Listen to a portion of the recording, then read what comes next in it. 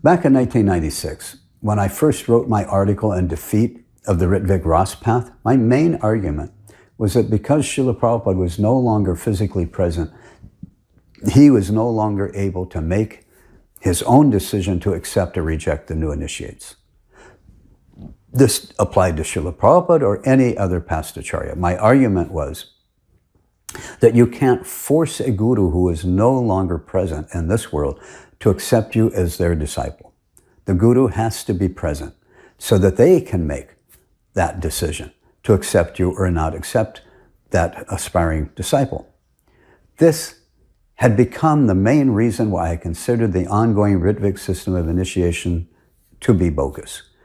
But now, as I progressed on my research and analysis of this issue, time and time again, my logic deduction kept pointing me toward the Ritwik-Ross path. All the points and logical deductions kept bringing me to the conclusion that Srila Prabhupada never wanted a multi-guru system in ISKCON mission, that he had only wanted to continue with the Ritvik representative system he had established. So I finally had to analyze this, my own previous argument against the Ritvik representative of the Acharya path. That argument was that the guru needs to be present in this world to make his own choice whether or not to accept the person as his disciple. That you can't force a guru who isn't present to accept you. For so many years, I kept telling myself that the Ritvik system was bogus due to this one argument alone. But then the realization came. I had already defeated that argument for a long time. I just didn't realize it. Actually, I didn't defeat it. Srila Prabhupada had. But the understanding as to how it was defeated was there, and I just didn't realize it until then. In the end, it was very simple to defeat this argument. The fact is, that argument is correct, and it applies to all other past acharyas. It just doesn't apply to Srila Prabhupada. No other past acharya can accept disciples without their being present to make that choice. So therefore, you can't just force them to accept you.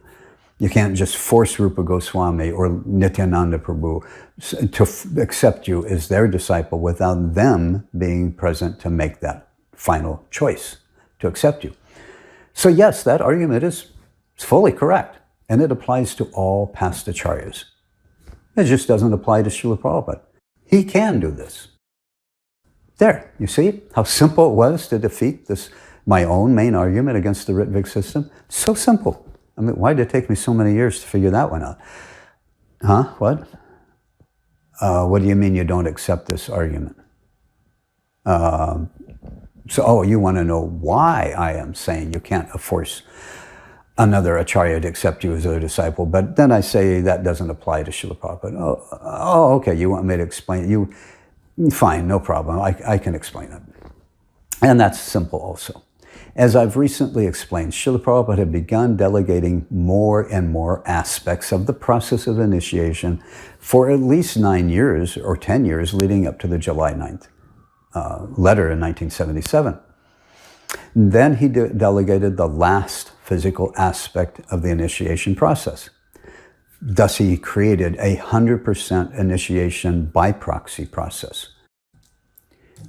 One very vital aspect of the 100% proxy process was assessing the new members. And this aspect is one of the very first, it is the very first aspect of this Ritvik system that Srila Prabhupada had delegated back in probably the late 1960s, at least by the late 1960s or 1970 at the very latest. He had delegated that to the temple presidents, that they were to assess whether the potentially new disciple has met the criteria of becoming one of Srila Prabhupada's disciples. When the temple president made their assessment and considered a certain devotee met the criteria Srila Prabhupada had established for giving either first or second initiation, the temple president would write a letter of recommendation and send it to Srila Prabhupada. Yet, right up until the July 9th letter of 1977, only Srila Prabhupada himself could accept those recommendations. With his instructions given in the July 9th letter, he now delegated that last aspect, where he now authorized and gave a position called the Rit-Vik representative priest. He now authorized those Rit-Vik representatives to accept those recommendations on his behalf. That was the final and last aspect that now created a 100% proxy system for giving initiation.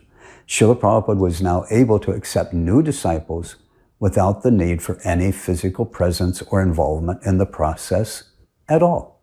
He had delegated the assessment and the acceptance of those assessments of the new disciples to the system that he had set up.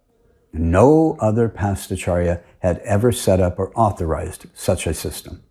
Therefore, the argument that we can't force past acharyas to accept disciples without their consent still applies to all other past acharyas. But it doesn't apply to Srila Prabhupada because no one is forcing him to accept. Srila Prabhupada had authorized a process by which the temple presidents will assess the new prospective initiate and then send the recommendations to the nearest authorized Rit-Vik representative, who then accepts those recommendations on Srila Prabhupada's behalf. Srila Prabhupada had authorized a complete and full system to do all of this on his behalf. No other past acharya had ever done that. Therefore, only Srila Prabhupada can continue to accept disciples via this authorized system. And that system can only be applied to him because he's the one who set it up and authorized it. It can't be applied to any other past acharya because no past acharya ever authorized such a system. No past acharya ever delegated those aspects.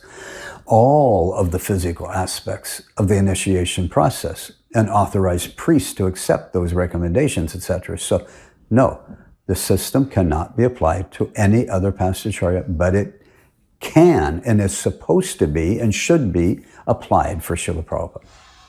So this argument that I clung on to for many years was now fully defeated as well. And this brings us to the end of part 6. When you're ready, you can tap on the button for part 7. All right, Hare Krishna, Hare Bol.